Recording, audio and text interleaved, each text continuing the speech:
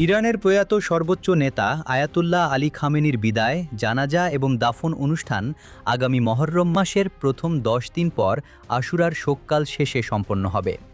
মঙ্গলবার ৯ জুন সর্বোচ্চ নেতার শাহাদাত স্মরণে গঠিত বিশেষ সদর দপ্তরের আয়োজকরা আনুষ্ঠানিকভাবে এই তথ্য নিশ্চিত করেছেন। গত ২৮ ফেব্রুয়ারি ইসরায়েলি হামলায় ইরানের এই প্রভাবশালী শীর্ষ নেতার মৃত্যু হয়। তবে মৃত্যুর ১০০ দিন পার হয়ে গেলেও কেন এখনও তার দাফন সম্পন্ন হয়নি তা নিয়ে দেশের ভেতরে ও আন্তর্জাতিক মহলে নানা প্রশ্নের জন্ম দিয়েছিল। সদর দপ্তরের এই ঘোষণার মাধ্যমে সেই দীর্ঘ প্রতীক্ষা ও জল্পনার অবসান ঘটল। সর্বোচ্চ নেতার জানাজা এবং স্মরণসভার আয়োজন সম্পর্কে আয়াতুল্লাহ আলী খামেনির পরিবারের পক্ষ থেকে দ্বিতীয়বারের মতো একটি আনুষ্ঠানিক বিবৃতি জারি করা হয়েছে।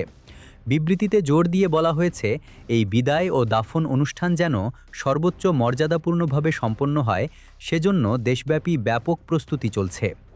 একই সঙ্গে দেশীয় ও বিদেশি গণমাধ্যমে জানাজার সময় ও বিবরণ নিয়ে ভিত্তিহীন জল্পনা এবং যাচাইবিহীন প্রতিবেদন প্রচারের বিরুদ্ধে কঠোর সতর্কবার্তা দেওয়া হয়েছে। পরিবার জানিয়েছে, আগামী ২৫ জুনের পর জানাজার মূল আনুষ্ঠানিকতা শুরু হবে।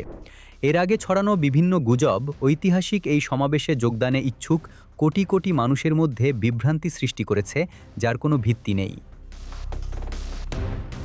বিবৃতিতে খামেনির দাফনে দীর্ঘ বিলম্বের একটি ধর্মীয় ও আবেগঘন কারণ ব্যাখ্যা করা হয়েছে। কারবালার প্রান্তরে ইমাম হুসেইন আলাইহিসসালামের শাহাদাতের প্রতি প্রয়াত নেতার দীর্ঘদিনের গভীর অঙ্গীকার ও সম্মানের কথা স্মরণ করে এই সিদ্ধান্ত নেওয়া হয়েছে। খামেনি জীবদ্দশায় মহররমের শোক অনুষ্ঠানকে অত্যন্ত গুরুত্ব দিতেন। তাই তার পরিবারের ইচ্ছা অনুযায়ী মহররমের প্রথম ১০ দিনের মূল শোককাল এবং আশুরার আনুষ্ঠানিকতা শেষ হওয়ার পরই তার জানাজা ও দাফন অনুষ্ঠিত হবে। বিশেষ সদর দপ্তর জানিয়েছে, এই সিদ্ধান্তটি ইরান এবং সমগ্র ইসলামী বিশ্বজুড়ে মহররমের ঐতিহ্যবাহী শোক পালনকে সম্মান জানানোর প্রয়োজনীয়তাকেও প্রতিফলিত করে। লাখ লাখ শোকাহত মানুষের উপস্থিতি ও তাদের যথাযথ নিরাপত্তা ও পরিষেবা নিশ্চিত করতে প্রশাসন এবং স্থানীয় সংগঠনগুলো চূড়ান্ত সময়সূচি ও আনুষঙ্গিক ব্যবস্থাপনার সমন্বয় করছে। উল্লেখ্য, গত ২৮ ফেব্রুয়ারি ইসরায়েলি হামলায় খামেনির নিহত হওয়ার খবর তেহরান নিশ্চিত করার পর থেকেই মধ্যপ্রাচ্যের পরিস্থিতি ও ইরানের অভ্যন্তরীণ রাজনীতিতে বড় ধরনের পরিবর্তনের হাওয়া বইছে। তবে ৩ মাসেরও বেশি সময় ধরে মরদেহ দাফন না করে রেখে দেওয়ার ঘটনাটি আন্তর্জাতিক কূটনীতি ও সাধারণ মানুষের মনে নানামুখী কৌতূহলের জন্ম দেয়।